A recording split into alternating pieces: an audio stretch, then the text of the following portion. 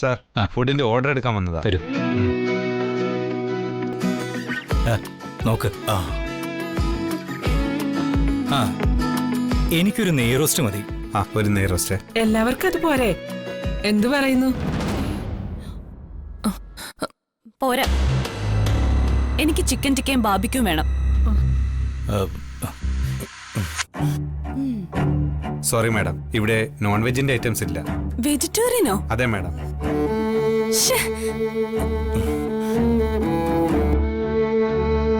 ഒരു fruit salad മാത്രം മതി. Fruit salad. ഞങ്ങൾക്ക് മസാല ദോശ മതി. കഴിക്കാൻ പറ്റിയ സാധനം. ഒരു മഷ്റൂം മഞ്ചൂരി, ഒരു ഗോബി മഞ്ചൂരി, 2 നൂഡിൽസ്. ശരി മാഡം. ഇങ്ങനെ ആക്രാന്തം പിടിച്ച് ഓർഡർ ചെയ്യാതെ തിന്നാതെയും കുടിക്കാതെയും കിടക്കുന്ന ആൾക്കാരാണെന്ന് കരുതും. ഒന്നും മിണ്ടാതിരിയടാ. നീയല്ലല്ലോ, അച്ഛനല്ലേ കാശ് ചെലവാക്കുന്നത്.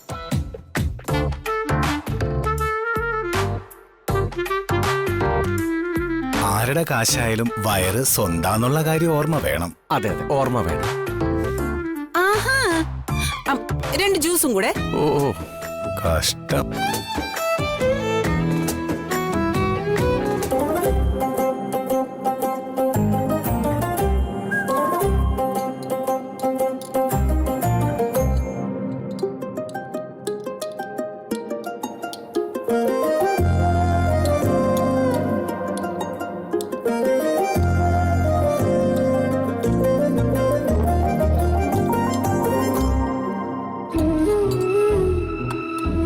കഴിക്കും മോനെ.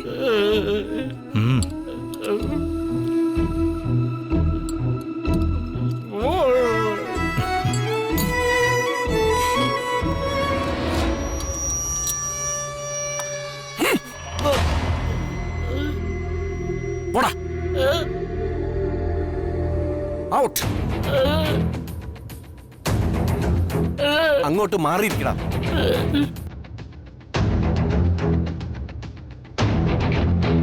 എണീറ്റ് പോവാൻ. മോനെ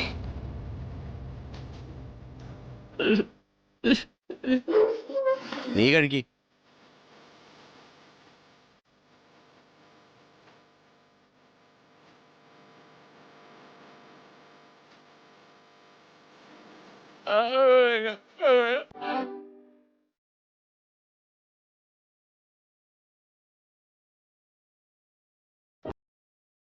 മാധവിട്ട,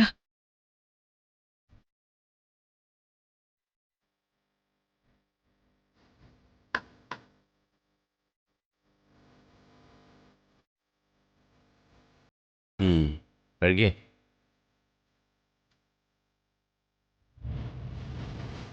വാ ചേച്ചി, നമുക്ക് അവിടെ പോയിരിക്കാം.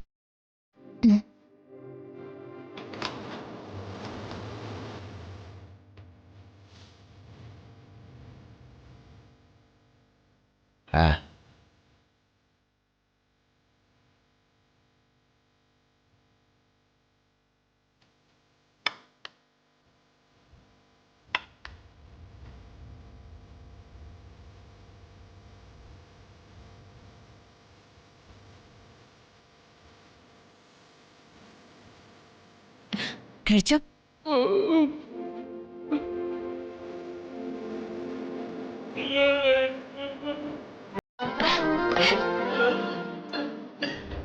നമുക്ക് അമ്മയെ കൂടി കൊണ്ടുവരായിരുന്നു. മനഃപൂർവ്വമല്ലല്ലോ ചന്ദ്രു, യാത്ര ചെയ്യാനൊക്കാത്തോണ്ടല്ലേ. പോകുമ്പോ നമുക്ക് അമ്മയ്ക്ക് മസാല ദോശ പാർസല് വാങ്ങാം. ശരി. വെള്ളം കുടിക്ക്.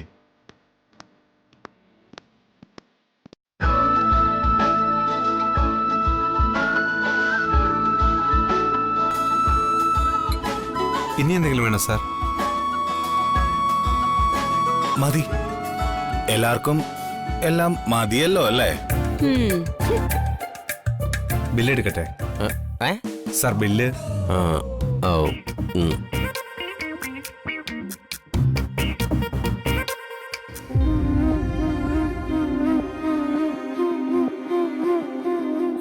എടുത്തോളൂ. ശരി സാർ.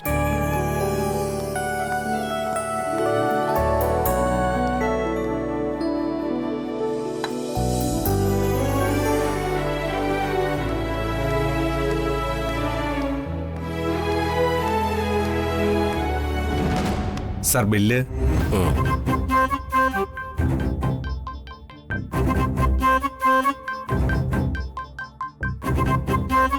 ബില്ല് വന്നു. ഇനിയാണ് സീൻ. Hello hello hello. ഏയ്, നിങ്ങളെന്താ ഇതിനകത്ത് മൊബൈൽ ജാമർ വെച്ചുണ്ടോ? റേഞ്ച് കിട്ടുന്നില്ലോ. Hello hello. ഏയ്, ഇപ്പൊ കേക്കാമോ? Hello hello hello.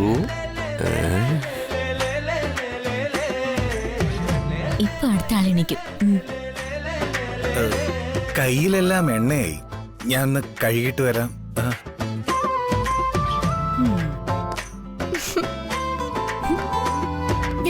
പൊടി. അങ്ങനെ വലിയ കേടുപാടുകളൊന്നും പറ്റാതെ ഇവിടെ നിന്ന് ഞാൻ എസ്കേപ്പ് ചെയ്തു.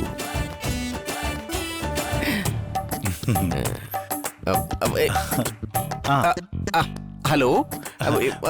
വേണ്ട, അഭിനയവേ എന്നോട് വേണ്ട. ഇതേ നാടകത്തിൽ തന്നെയാ ഞാനും അഭിനയിക്കുന്നത്.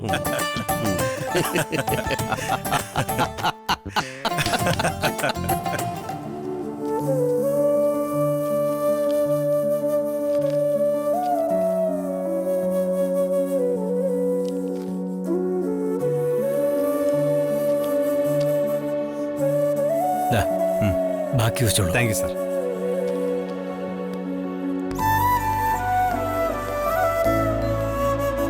ആ, കഴിച്ചോ കഴിച്ചോ.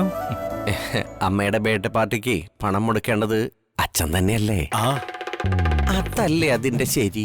അതെ, അത് തന്നെ അതിന്റെ ശരി. കറക്റ്റ്.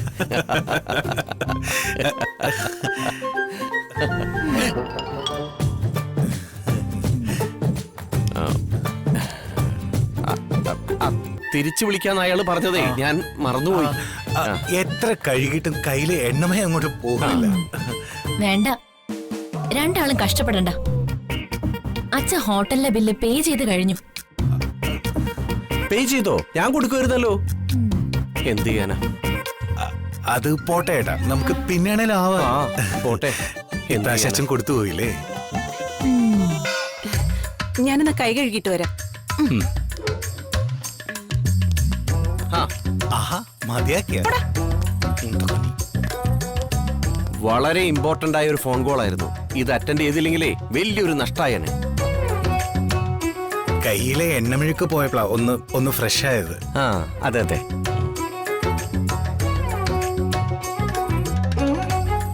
എന്തിനാ നിങ്ങൾ ഇങ്ങനെ ഓരോ സൂത്രങ്ങൾ തള്ളിവിടുന്നത്? എന്താ? ഹോട്ടൽ ബിൽ അച്ഛൻ കൊടുത്തു. ബില്ല് കൊടുത്തോ? ഈ അച്ഛന്റെ ഒരു കാര്യം. അല്ല, ഞാൻ ഷെയർ ഇടുമായിരുന്നല്ലോ. വേണ്ടച്ച, ആ പണം കൂടെ അച്ഛൻ പണപ്പെട്ടിയിൽ പൂട്ടി വെച്ചോ.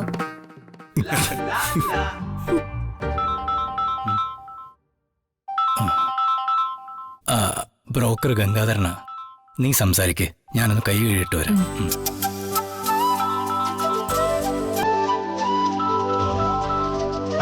നീ കഴിക്കേ. ഹലോ, ചന്ദ്രികയാണ്.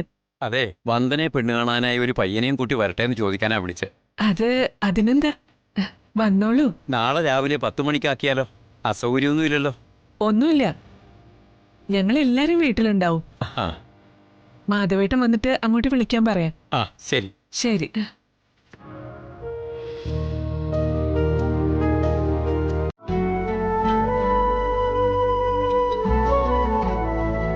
പറഞ്ഞതെല്ലാരും കേട്ടല്ലോ. നാളെ രാവിലെ വന്ദനെ പെണ്ണ് കാണാൻ ഒരു പയ്യനും കൂട്ടരും വരുന്നുണ്ട്. എല്ലാവരും വീട്ടിലുണ്ടാവണം. അതെ, ജോലിയുള്ളവരെല്ലാവരും നാളെ ലീവ് എടുക്കണം.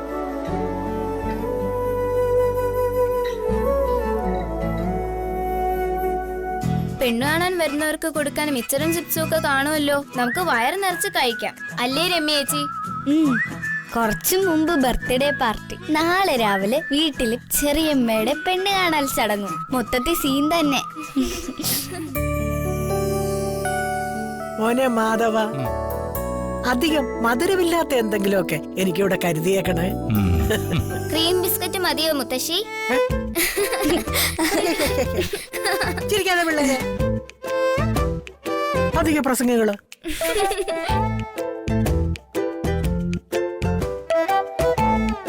ഈ കല്യാണം ഉറച്ചു കിട്ടിയ കല്യാണ ഒരുക്കങ്ങൾക്കും പർച്ചേസിനും ഇടയില് എന്തെങ്കിലുമൊക്കെ അടിച്ചു മാറ്റം.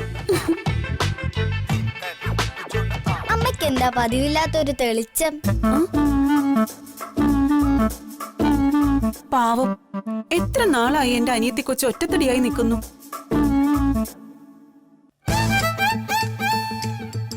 നരച്ചു ചുളിഞ്ഞ് നാശമാവാതെ എത്രയും പെട്ടെന്ന് കല്യാണം നടക്കണമെന്ന പ്രാർത്ഥനയിലായിരുന്നു ഞാൻ.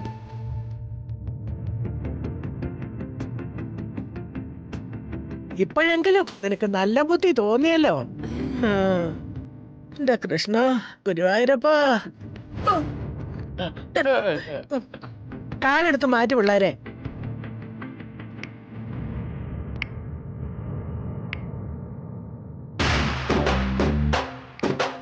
പ്രകാശേട്ടൻ എന്തു പറ്റി? എന്താ സുഖമില്ലേ? അച്ഛൻ പണത്തിന് നന്നേ ഞെരുക്കത്തിലാ. ഈ സാഹചര്യത്തിൽ വന്ദനയുടെ വിവാഹം ഉറപ്പിച്ചാൽ നമുക്കും വലിയ ധനനഷ്ടമായിരിക്കും ഫലം. പെണ്ണ് കാണാൻ ആള് വരുന്നു പറഞ്ഞപ്പോ മുതൽ ചേച്ചി ഭയങ്കര അപ്സെറ്റാ. എന്തു പറ്റി ചേച്ചി? എത്രയോ പേരുടെ മുന്നിൽ ഞാൻ അണിഞ്ഞൊരുങ്ങി ചെന്ന് നിന്നു. ഒന്നും നടന്നില്ലല്ലോ.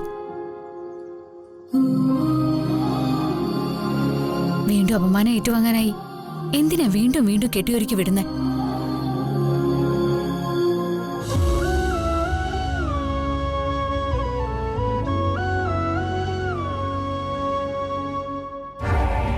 കേട്ടില്ലേ പെങ്ങൾ പറഞ്ഞത്?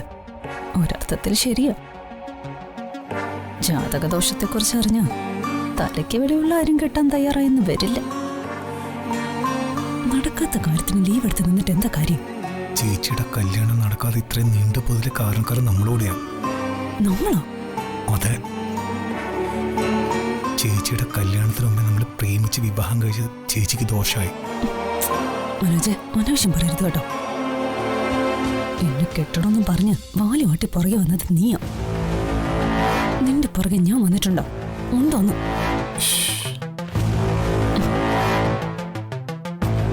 നാളത്തെ കാര്യം നാളെ നോക്കാം.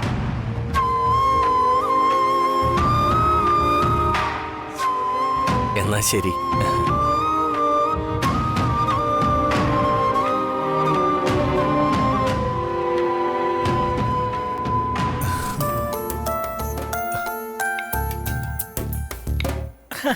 നല്ല മസാല ദോശയായിരുന്നു.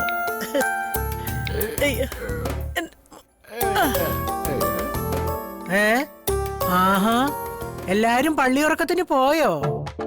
നീ എന്തിനാ ഇവിടെ നിൽക്കുന്നേ? നീയും പോക്കോ.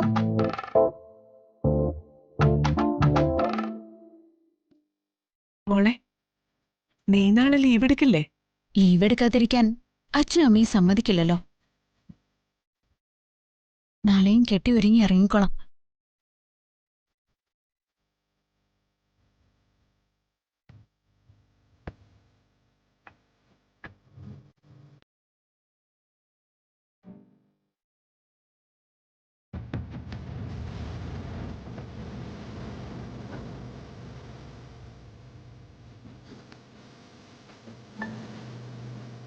എത്രയോ കാലം കൂടി ഞാൻ ഭർത്താവിന്റെ വീട്ടിൽ നിന്നും കുടുംബ വീട്ടിലോട്ടൊന്ന് വന്നതാ. എന്നിട്ടും അല്പം നേരം ഒരുമിച്ചിരുന്ന് വർത്താനം പറയാൻ പോലും നിൽക്കാതെ ഓരോരുത്തരും അവരവരുടെ സ്വന്തം കാര്യം നോക്കി അങ്ങ് പോയി. വസന്തേ, മനുഷ്യനിവിടെ ടെൻഷൻ അടിച്ചു നിൽക്കുമ്പോൾ വെറുതെ പ്രശ്നങ്ങൾ ഉണ്ടാക്കരുത്. ആ, നാളെ പയ്യനും കൂട്ടരും വരുമ്പോ അവിടെ മൂത്ത സഹോദരി ചമഞ്ഞ് വലിയ ആളാവാൻ നിൽക്കരുത്, കേട്ടല്ലോ?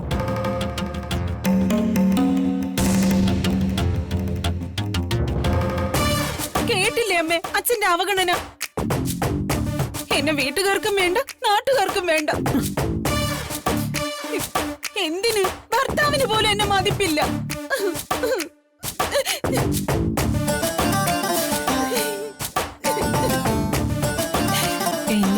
നിന്റെ പ്രശ്നം? അമ്മയ്ക്കറിയോ, എന്റെ താലിമാല പൊട്ടിയതുപോലെ എന്റെ ഭർത്താവ് അത് ശരിയാക്കി തന്നിട്ടില്ല. പിന്നുകൊണ്ട് ഏച്ചു കെട്ടി വെച്ചിരിക്കുക. നോക്കമ്മ.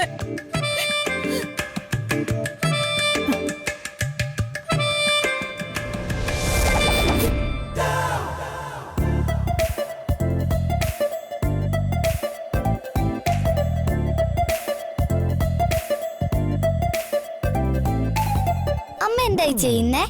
ഞാൻ ചെയ്യുന്നൊന്നും നിങ്ങൾ ശ്രദ്ധിക്കണ്ട. മര്യാദക്കിരുന്ന് ഹോംവർക്ക് ചെയ്യാൻ നോക്ക്.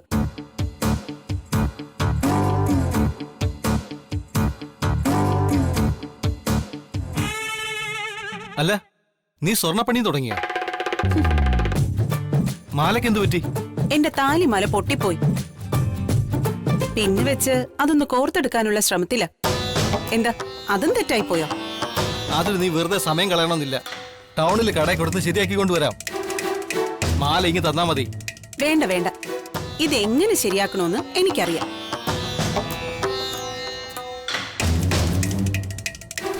വസന്തേ, നീ പറയുന്നൊന്ന് കേക്ക്. പെണ്ണിന്റെ കഴുത്തിലെ താലിയുടെ ഉത്തരവാദിത്വം ഭർത്താവിനാ. അപ്പൊ അതിനെന്തെങ്കിലും കേടുപാടുകൾ സംഭവിച്ചാൽ അത് നന്നാക്കേണ്ടതും ഭർത്താവിന്റെ ചുമതലയല്ലേ? അത് ചേട്ടന്റെ അഭിപ്രായം. എന്റെ അഭിപ്രായം അതല്ല. പെണ്ണിനെ കെട്ടിച്ചു വിട്ട അവളുടെ വിവാഹബന്ധം നിലനിർത്തേണ്ടത് അവളുടെ അച്ഛനമ്മമാരുടെ കടമയാ. ഇത് ഞാനേ അവരെ കൊണ്ട് ശരിയാക്കിച്ചോളാം. വസന്തേ, ഈ തൊട്ടേനും പിടിച്ചേനും ഒക്കെ അച്ഛനമ്മമാരെ പിഴിയുന്ന ഏർപ്പാട് ശരിയല്ല. കെട്ടിച്ചയക്കാൻ നിന്റെ അച്ഛന് 2 പെൺമക്കൾ കൂടി ഉണ്ടെന്ന് ഓർമ്മ വേണം. മാത്രമല്ല, ഈ പറയുന്ന ഒരിക്കൽ തിരിച്ചടിക്കും. ഞാനും 2 പെൺമക്കളുടെ അച്ഛനാ. അത് കെട്ടിക്കാൻ പ്രായമാകുമ്പോഴത്തെ കാര്യമല്ലേ? ഈ 2 കെട്ടിച്ചു വിടാൻ വേണ്ട മുതലൊക്കെ ഞാൻ എന്റെ കുടുംബത്തിന്ന് ഉണ്ടാക്കിയിരിക്കും.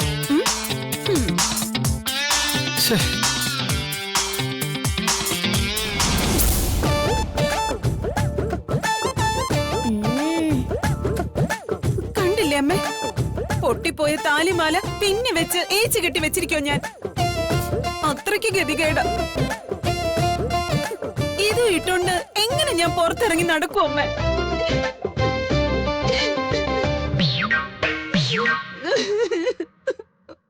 ഈ മാല നന്നാക്കി തരാന്ന് അച്ഛൻ പറഞ്ഞല്ലേ? അമ്മയല്ലേ വേണ്ടാന്ന് പറഞ്ഞേ? എടി, ഇവിടെ പേരും കള്ളിയാടി. മൂത്തവര് സംസാരിക്കുന്നിടത്തെ നിനക്കൊക്കെ എന്താടി കാര്യം? നിഷേധികള് പോയി കിടന്ന് ഉറങ്ങടി. എന്താ മോളെ ഇത്?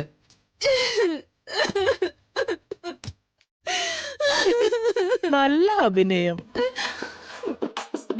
നിനക്ക് സിനിമയിലെങ്ങാനും അഭിനയിക്കാൻ പോയിക്കൂടെ?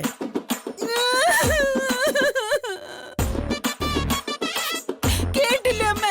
അച്ഛമ്മയ്ക്ക് പോലെ എന്റെ ദുരിതങ്ങൾ കേൾക്കുന്നത് തമാശയാ. ഭർത്താവിന്റെ വീട്ടിൽ എനിക്ക് നരകയാതനയാണമ്മ. നിസാര കാര്യത്തിന് പോലും ചേകിടടിച്ച് പൊട്ടിക്കുന്നവനാ എന്റെ ഭർത്താവ്. ഒരു തരക്കേടും ഇല്ല.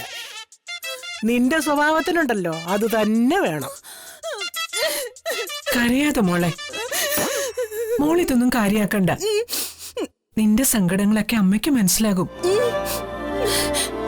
കഴിയുന്ന സഹായങ്ങളൊക്കെ അമ്മ ചെയ്തു തരാം.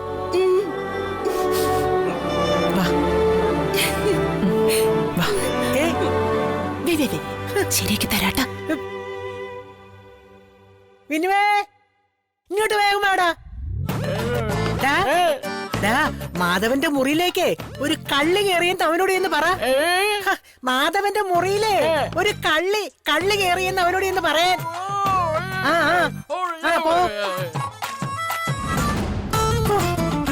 എന്റെ പൊന്നെ, ഇങ്ങനെയുണ്ടോ പെൺപിള്ളേർ?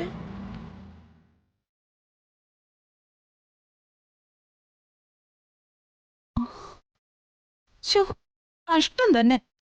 അമ്മ ഒരുപാട് അങ്ങ് മെലിഞ്ഞു. കണ്ടിട്ട് എനിക്ക് സങ്കടം തോന്നുവാ. അമ്മ ഈ റെസ്റ്റ് എടുക്കേണ്ട സമയത്ത് എന്തിനാ ഇങ്ങനെ മാട് പോലെ ജോലി ചെയ്യുന്നേ? അമ്മയ്ക്ക് അച്ഛൻ വാങ്ങിച്ചു തന്ന പിറന്നാൾ സമ്മാനം എവിടെ? നോക്കട്ടെ.